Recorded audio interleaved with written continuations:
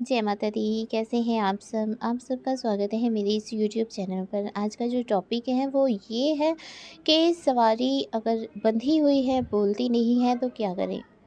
तो जल्दी से मेरे चैनल को सब्सक्राइब कीजिए, बेल आइकन दबाइए ताकि मेरे द्वारा अपलोड की गई हर वीडियो की नोटिफिकेशन आपको मिल सके। चलिए बढ़ते हैं वीडियो में आगे।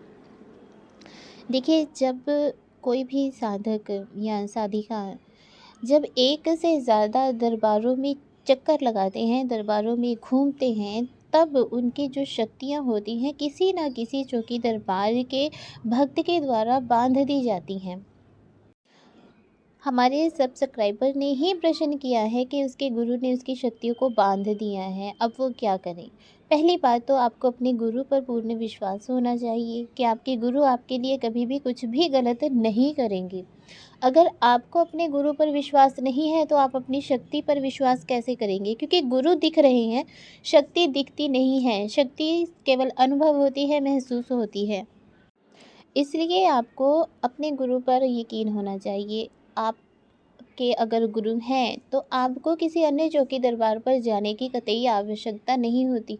अगर आप गुरु के होते हुए भी अलग अलग चौकी दरबारों में जाते हैं तो वो आप अपना ही नुकसान खुद करवा लेते हैं। जब आप किसी चौकी दरबार में जाते हैं तो आपका अगर तालमेल उस चौकी दरबार के भक्त के साथ नहीं बन पाता है तो वो आपकी शक्तियों को बांध देते हैं। शक्तियाँ वैसे कभी बंधती नहीं हैं। शरीर का बंधन हो जाता है, शरीर में कोई ना कोई ऐसी नेगेटिव एनर्जी को डाल दिया जाता है जिससे कि पॉजिटिव एनर्जी जो है वो आपके शरीर को छोड़कर चली जाती है। अगर आप पर कोई नेगेटिव एनर्जी की ही चौकी आ रही है और ये कह रही है कि वो माँ काली है या बालाजी के दूत हैं या भगवान भोलेनाथ के दूत हैं या भैरव जी हैं या किसी अन्य देवी देवता का नाम लेकर वो नेगेटिव एनर्जी ही चौकी दे रही है, सवारी ले रही है, तो आपके गुरु ने अगर उस चौकी को बांध दिया है तो इसमें आपके गुरु ने कुछ भी गलत नहीं किया। ऐसी शक्तियों की भी सवारी आना ठीक नहीं होता, क्योंकि ये शुरुआत में तो आपको लाभ देती हैं परंतु बाद में आपके अंत समय में आपका साथ छोड़ देती हैं और आपको अपने ही कुल में शामिल कर लेती हैं। इसलिए अगर नेगेटिव एनर्जी की शक्ति आ रही है, नेगेटिव एनर्जी की सवारी आपको आ रही है और आपके गुरु ने उस सवारी को उतार दिया है आपके सिर से, तो इसमें आपके गुरु ने कुछ भी गलत नहीं किया है। पहले आप अपने गुरु से कंसल्ट कीजिए कि आपकी जो सवारी थी, पहले आती थी अब नहीं आती है, उसका क्या कारण है। अगर गुरु ने ही उस सवारी को उतार दिया है तो उसका क्या कारण है, अपने गुरु से कंसल्ट कीजिए। अगर आपको पूर्ण विश्वास है कि जो आपकी शक्ति थी वो सात्विक थी, अच्छी शक्ति थी, देवी देवताओं की ही सवारी आ रही थी, परंतु आपके गुरु ने उस शक्ति को बांध दिया है, तब आप कुछ उपाय कर सकते हैं जिसकी वजह से आपको शक्ति दोबारा आनी आरंभ हो जाएगी। आपने करना क्या है कि नवान मंत्र की आपने साधना रखनी है। कम से कम 21 दिन की तो साधना रखें, क्योंकि आपको अपनी पूर्ण शक्तियाँ वापस चाहिए। तो 21 दिन की आप साधना रखिए, पूरे विधि विधान के साथ साधना आपने शुरू करनी है। साधना करने की विधि क्या होती है ये आपको सबको ही पता है जो साधनाएँ करते हैं, ठीक है? तो साधना जब आपने करनी शुरू करनी है तो पहले दिन से ही आप एक लघु हगर हवन शुरू करेंगे। पहले दिन से ही एक छोटा-सा हवन जो होता है वो शुरू करेंगे। हवन जब आपने शुरू करना है तो उसमें आपने दुर्गा सप्तशती की जो मंत्र है उन मंत्रों के साथ आपने हवन आरंभ करना है। एक छोटा हवन आप करेंगे। रोज़ का आपने हवन शुरू करना है, 21 दिन हवन लगातार चलेगा और 21वें दिन जब आपका पूर्ण हो जाएगा, पूरा अनुष्ठान पूर्ण हो गया, 21 आपके हवन भी पूर्ण हो गए, तो आपने 22वें दिन क्या करना है कि एक आपने पूर्ण हवन रखना है, पूर्ण आहुति उसमें डालनी है। दुर्गा सप्तशती के ही आपने उसमें मंत्रों का उच्चारण करते हुए पूरी विधि विधान के साथ हवन करना है। हवन की पूर्ण आहुति देने के पश्चात आपने बलि के रूप में नारियल की बलि देनी है, ठीक है? नींबू वगैरह की बलि आप नहीं देंगे, आप नारियल की बलि देंगे, ठीक है? नारियल की बलि देने के पश्चात आप कंजकें देंगे। कंजके जो आपने बलि दी है नारियल की, वो बलि जो है नारियल की वो आपने सब कंजकों में भी बांट देनी है। कंजकों को आपने भोग प्रसाद तो देना ही है, साथ में दक्षिणा भी देनी है। अगर हो सके तो उन्हें वस्त्र दीजिए, चुनरी उड़ाइए, श्रृंगार का सामान दीजिए। इस प्रकार से आपने पूरी विधि विधान के अनुसार दुर्गा सप्तशती का पाठ और हवन करने के पश्चात, नवान मंत्र का जाप करने के पश्चात 22वें दिन आपने कंजके देनी है, ठीक है। तो इन 21 दिनों के बीच में ही आपको दोबारा से सवारी आनी आरंभ हो जाएगी। अगर आपकी शक्तियाँ जो है सात्विक थी और आपके गुरु द्वारा वो सात्विक शक्ति को बांध दिया गया था, तो 22वें दिन तक, 21वें दिन तक आपको वो सवारी पुनः प्राप्त होनी शुरू हो जाएगी, ठीक है।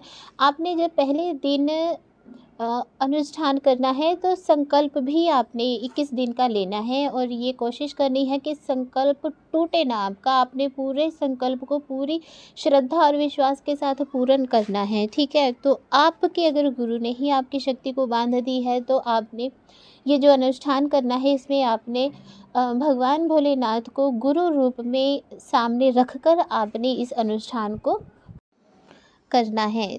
तो ये बहुत ही आसान और सरल सा तरीका था।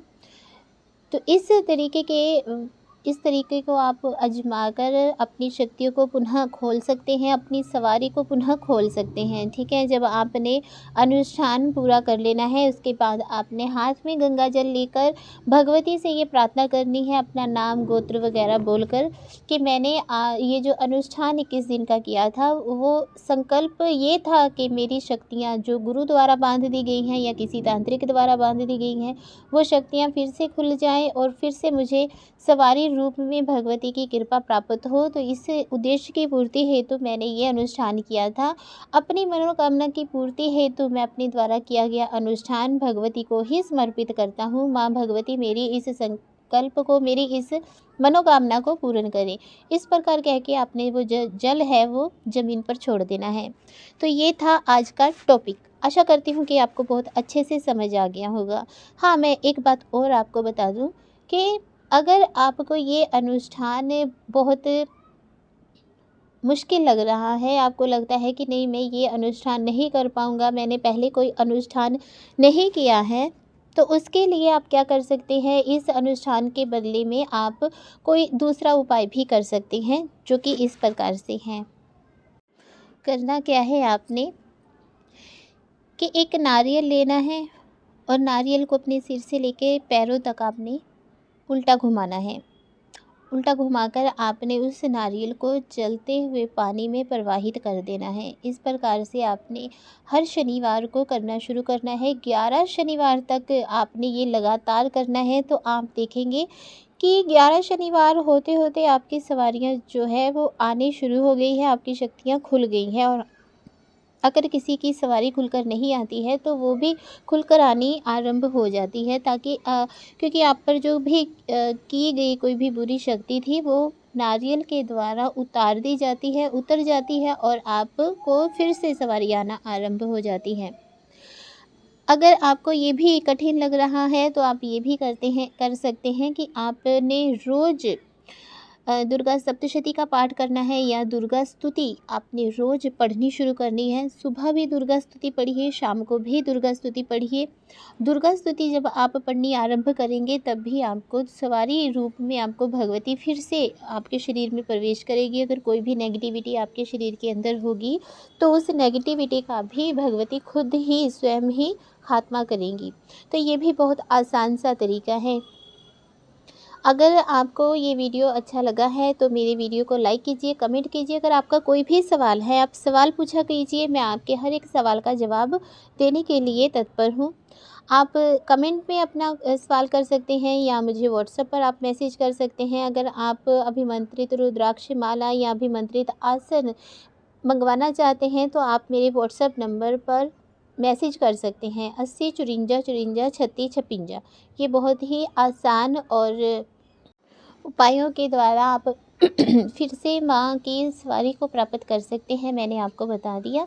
तो अगर आप मेरे चैनल पर नए हैं तो कृपया मेरे चैनल को सब्सक्राइब कीजिए, बेल आइकन दबाइए। जय माता दी, खुश रहिए, खुशहाल रहिए।